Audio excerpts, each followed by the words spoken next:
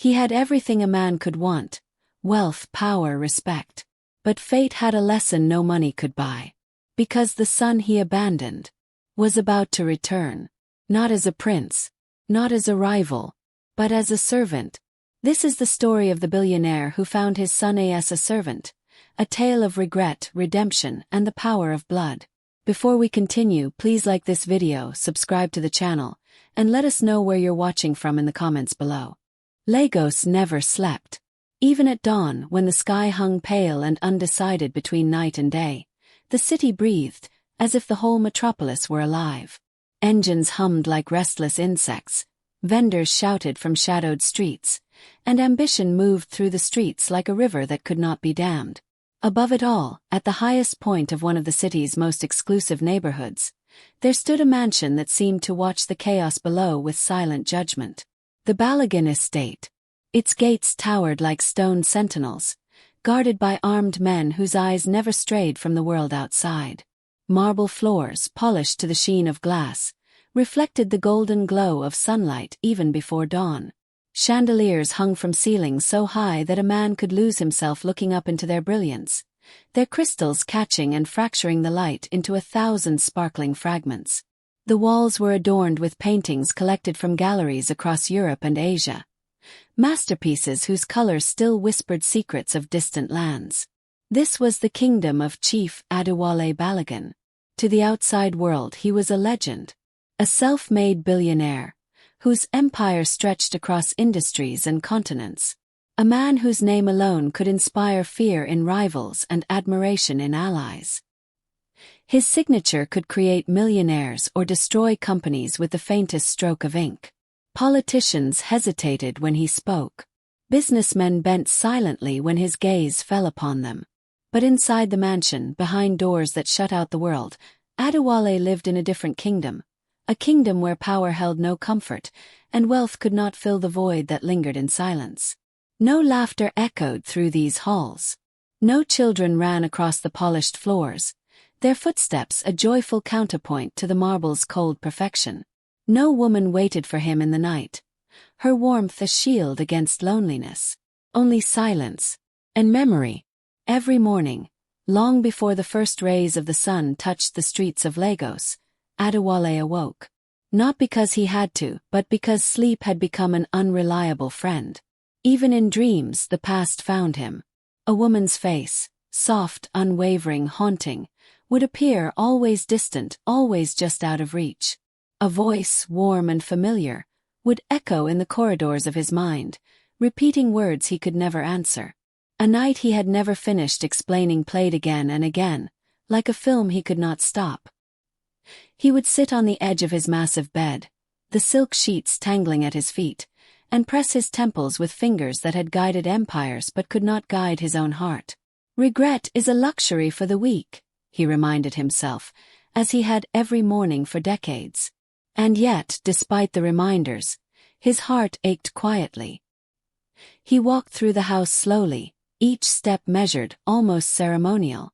The polished floors reflected his tall frame, dressed always in the finest tailored suits, the fabric soft yet commanding respect. He moved past rooms that had been designed for gatherings but never knew laughter. Dining rooms that could host 100 guests remained empty, save for the echo of his own footsteps. Libraries with books from every corner of the world remained untouched, their wisdom gathering dust because Adewale no longer had time to learn, only time to remember. Even the gardens were silent. Exotic flowers bloomed in vivid color, their scents a muted echo of life outside the walls. Birds sang only to themselves, never daring to land near the pools or fountains.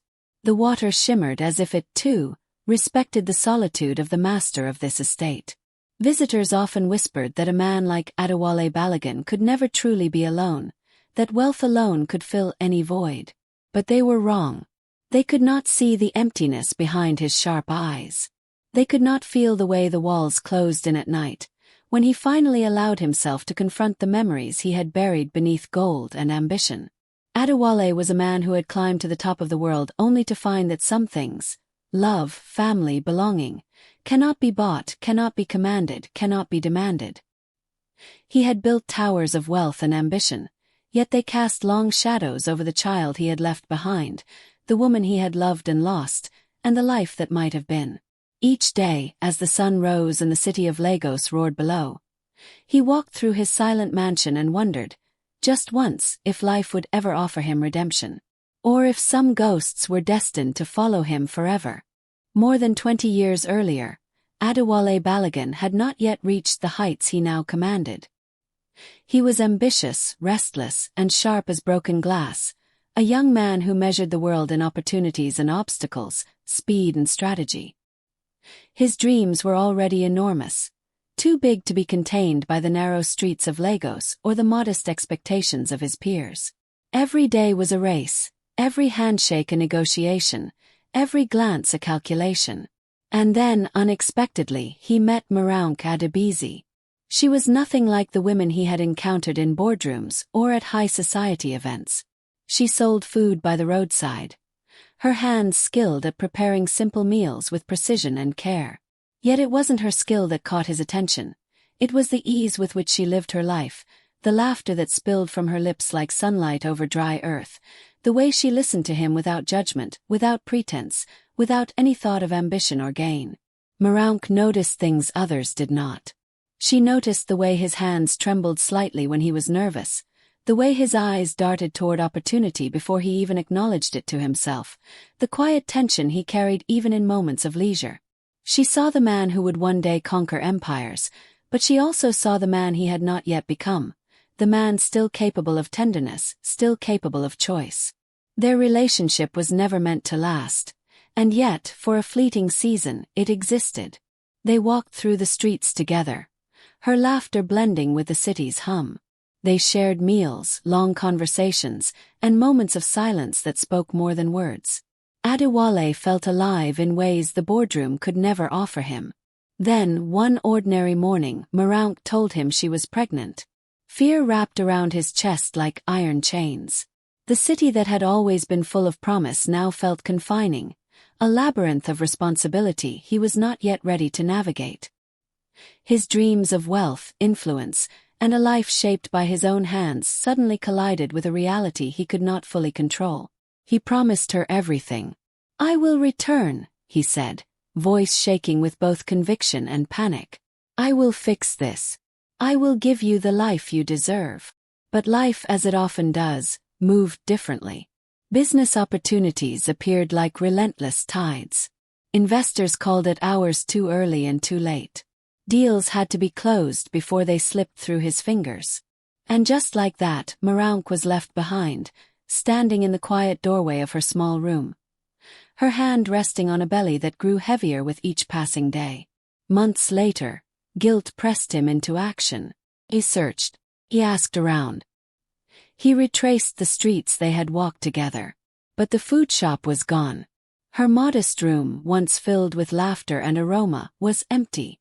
No forwarding address. No message. No explanation. The city swallowed her, and in that moment, a part of him felt the weight of finality, the kind that no money could alleviate.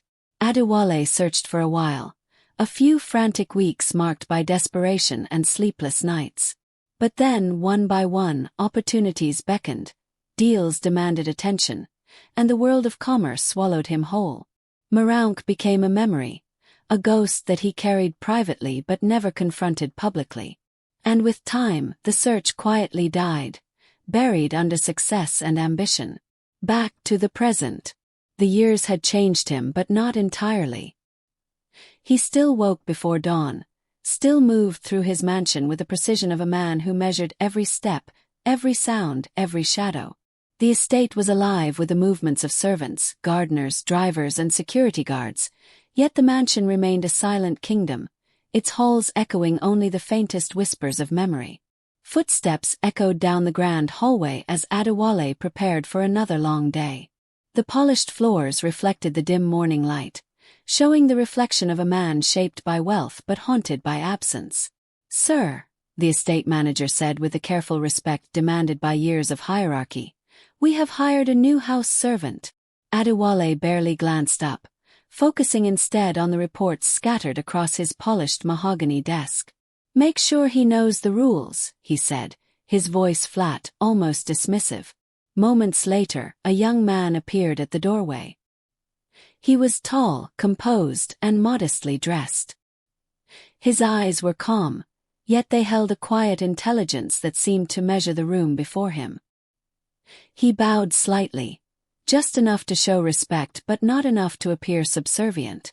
"My name is Tunde Adebisi, sir," he said, his voice steady, confident, yet humble. Adewale froze. The surname struck him like a bolt of lightning, piercing the quiet armor he had built around himself. He looked up, meeting the young man's steady gaze, feeling a strange dissonance stir deep in his chest. Something about the boy seemed familiar, not just in face but in presence, in the way he carried himself. There was dignity here, a quiet nobility that wealth could not manufacture.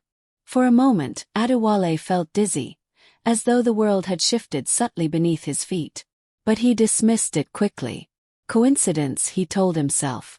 The city was full of coincidences. And yet, in the quiet of that moment, he felt the faintest whisper of a truth he could not yet name. Tunde settled into his duties quietly, almost like a shadow that moved through the corridors without disturbing anything or anyone. He rose before dawn, long before the other staff stirred. The mansion was a sleeping giant, and he moved through it with care, cleaning corridors already polished to a mirror-like shine, arranging chairs just so, dusting ornaments that gleamed as though they had never seen a finger. He served meals without meeting anyone's eyes unless spoken to, carrying trays with silent efficiency. His every movement precise yet natural, as if the mansion itself recognized him as part of its rhythm. And yet, despite his quietness, he became impossible to ignore. Chief Adewale noticed the smallest things. He noticed the way Tunde would pause briefly when passing a rare painting, nodding subtly as though honoring it without touching it.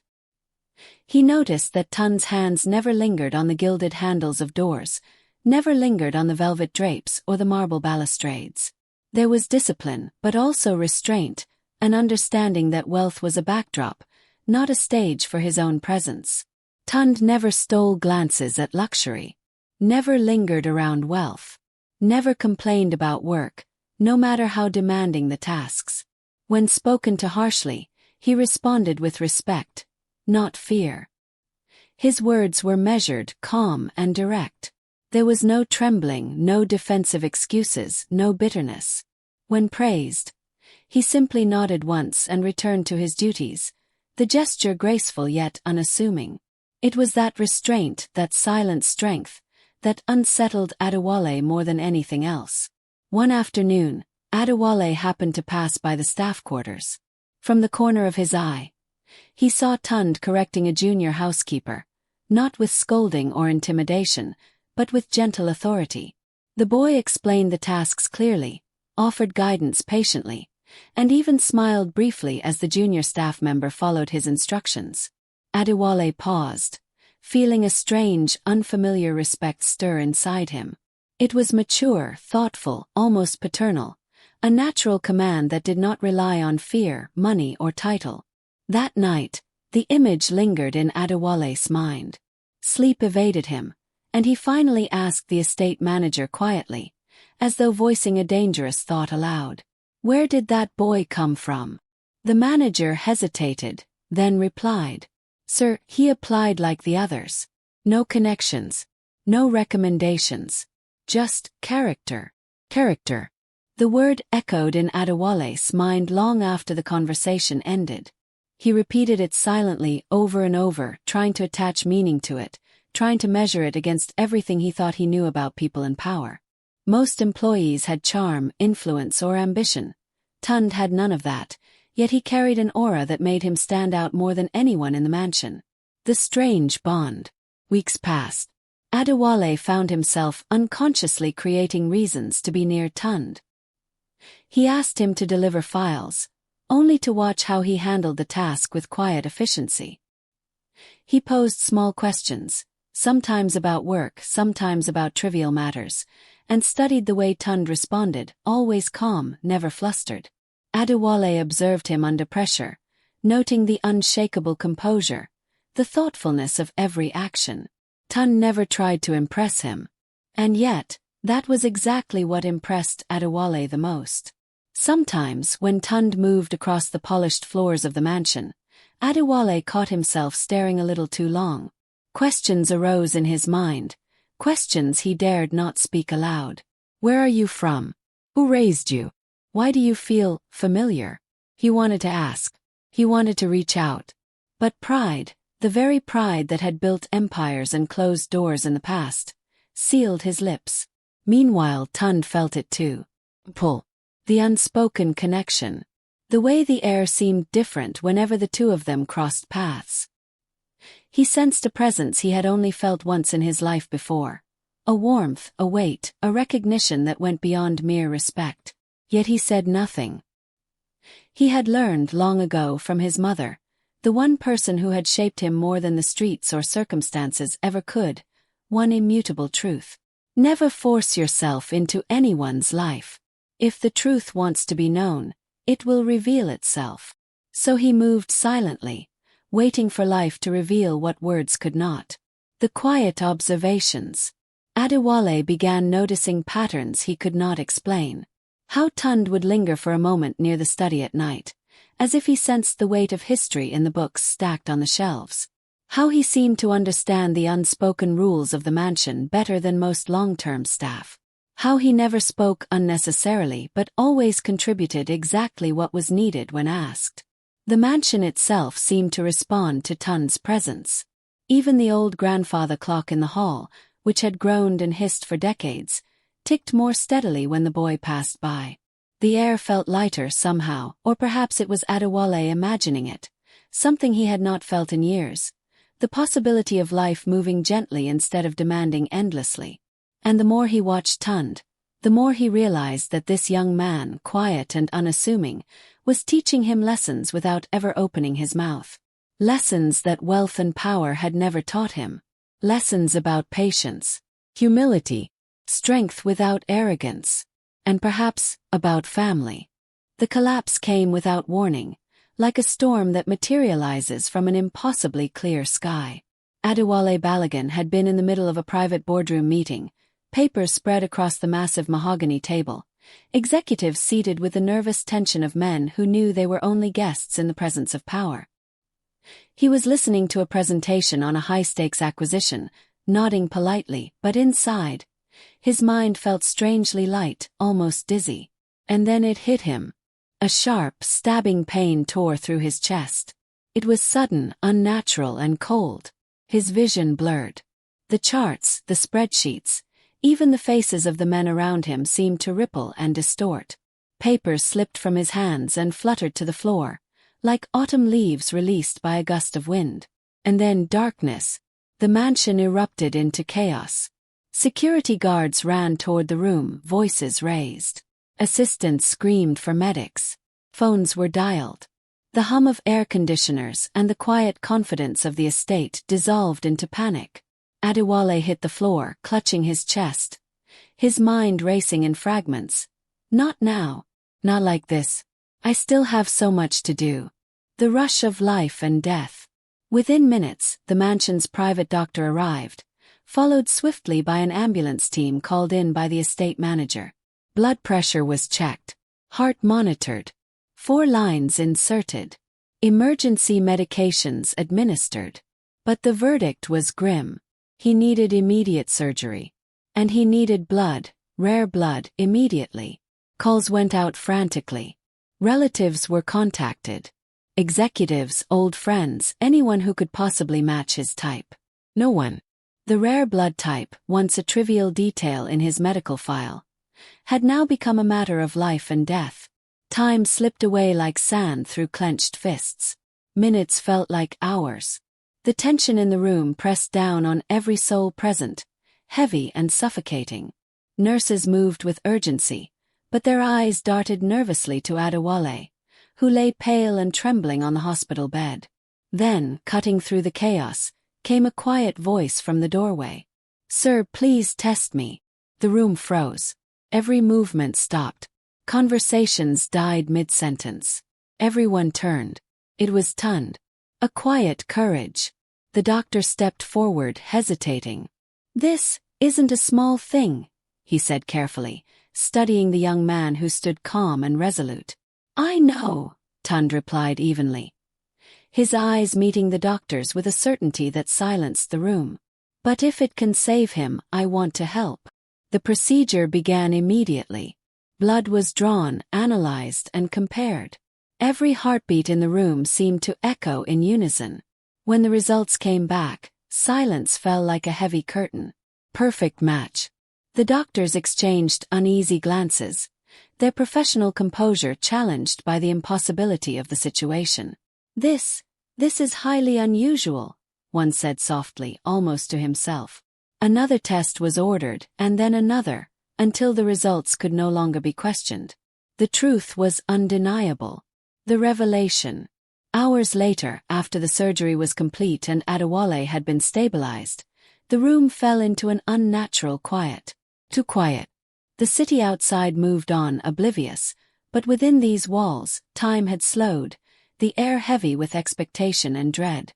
Adewale stirred, his eyelids fluttering open. He noticed immediately the tension etched on the faces of the doctors, the way the nurses avoided direct eye contact, the way the estate manager's fingers drummed nervously on the table. Finally, one of the senior doctors, speaking softly but with gravity, addressed him. "Sir, there is something you need to know." The words came slowly, gently, and yet they hit him like thunder. "Tund Adebisi is your biological son." Time stopped.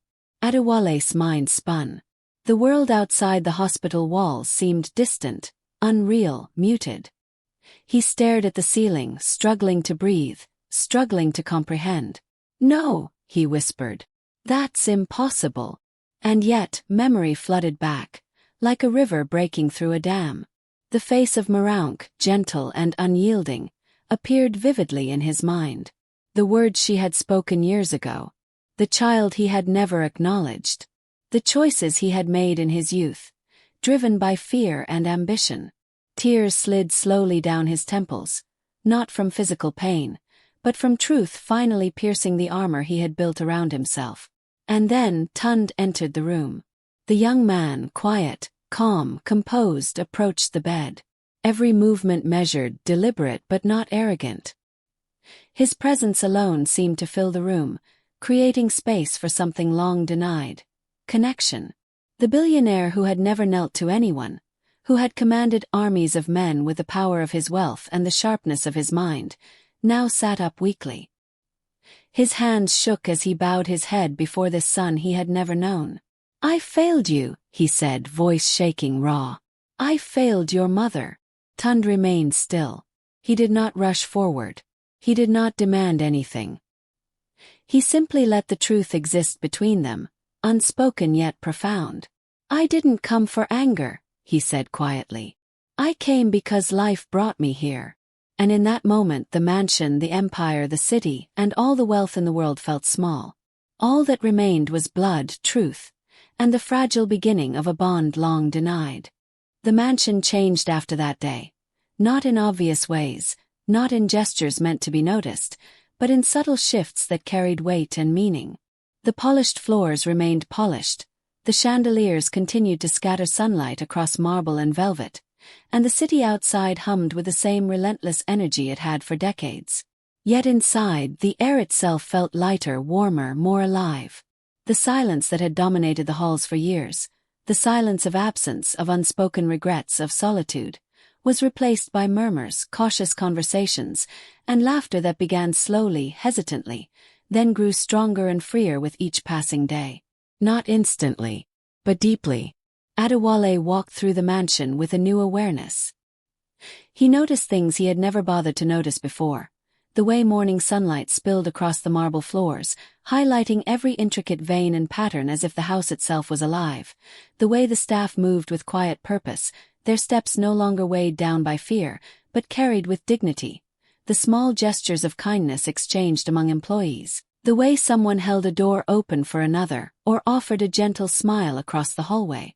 And always he noticed Tund. Tund moved through the halls with calm precision. Humble in appearance yet commanding attention without demanding it. There was an aura of quiet authority in the way he carried himself, a dignity that seemed to lift everyone around him, making even the grand halls feel like home instead of a palace of emptiness. He didn't need wealth to shine. His presence alone altered the atmosphere of the mansion. One morning, Adewale gathered everyone in the grand hall. His voice, usually sharp and commanding, was calm, measured, yet carried the weight of a lifetime of lessons learned too late. "This is my son," he said, and the words hung in the air like sunlight after a storm. "And I owe him more than wealth. I owe him time, attention, and honesty." For a moment there was stunned silence. Staff paused, unsure how to respond. Some bowed their heads in respect, others whispered quietly among themselves. But Tund remained still, his calm gaze fixed on the man who had once seemed untouchable, who now seemed remarkably human. The strange choice of humility. At first, Tund refused the luxuries his new status offered. The mansion, with its endless rooms, sprawling gardens, priceless art, and sparkling pools, remained unfamiliar to him. He walked past ornate cars in the garage without curiosity, ignored glittering jewelry in the safe rooms, and let designer clothes hang untouched in the closets. His world was not built of material wealth, but of connection, trust, and understanding. "I need to know you as a man," he told Adewale one evening, standing by a window that overlooked the city's nightscape, the lights twinkling like distant stars. "Not just as a father, not just as a title, not just as wealth. I need to know you." Adewale nodded, a lump rising in his throat.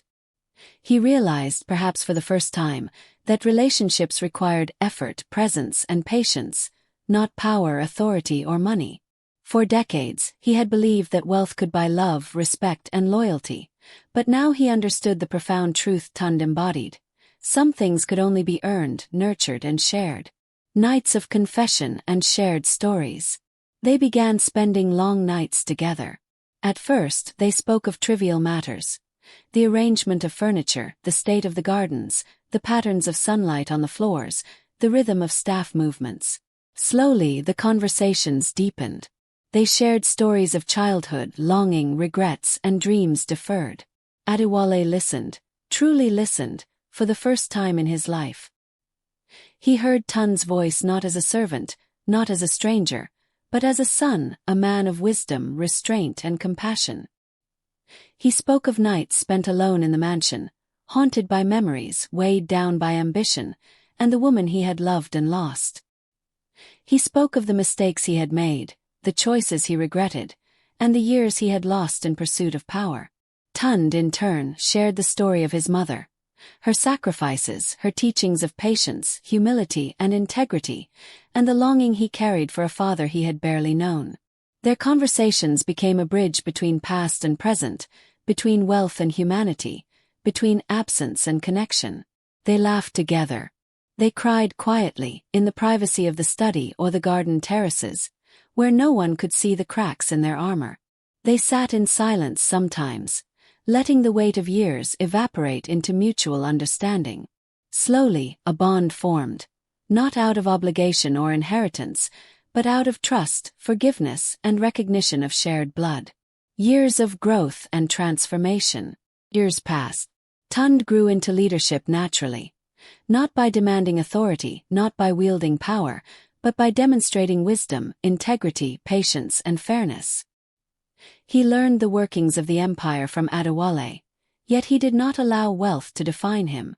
Instead, he let the values of honesty, humility, and responsibility guide his every decision. The staff noticed the transformation. The mansion was no longer a place of quiet obedience and fear. It became a home of respect, diligence, care, and pride. Adewale, once a man who commanded awe and fear, walked beside his son with quiet pride, learning humility from the very child he had abandoned. Even small moments became lessons. Tund would insist on sharing meals with staff, treating them as equals, asking about their families, their dreams, their worries. He encouraged collaboration, care, and listening. The mansion, once cold and echoing, felt alive, a reflection of the son's character and the father's evolving heart. the empire handover. Then one day, Adewale made a decision that shocked everyone. He did not choose a seasoned executive. He did not choose a famous strategist. He did not choose a trusted advisor who had been by his side for decades. He chose Tund, the servant, the son, the man who had proven his character not through wealth, connections, or birthright, but through patience, wisdom, and unwavering integrity. Gasps rippled through the staff. Boardroom executives whispered incredulously. The city outside seemed to pause, if only in imagination, at the enormity of the choice. And yet, to Adewale, it was the only choice he could have made. "This empire is yours now," he said, handing over the responsibilities, the decisions, the legacy. "Not because of money or status, but because of who you are. You have already proven that the greatest power lies in character, not gold." Tund accepted, not with arrogance, but with quiet, measured gratitude. He understood that wealth could be lost, power challenged, yet honor, integrity, and wisdom were eternal. If you enjoyed this story, please give this video a like. Let us know where you're watching from in the comments, and subscribe to the channel so you won't miss our next captivating story filled with love, lessons, and unforgettable moments.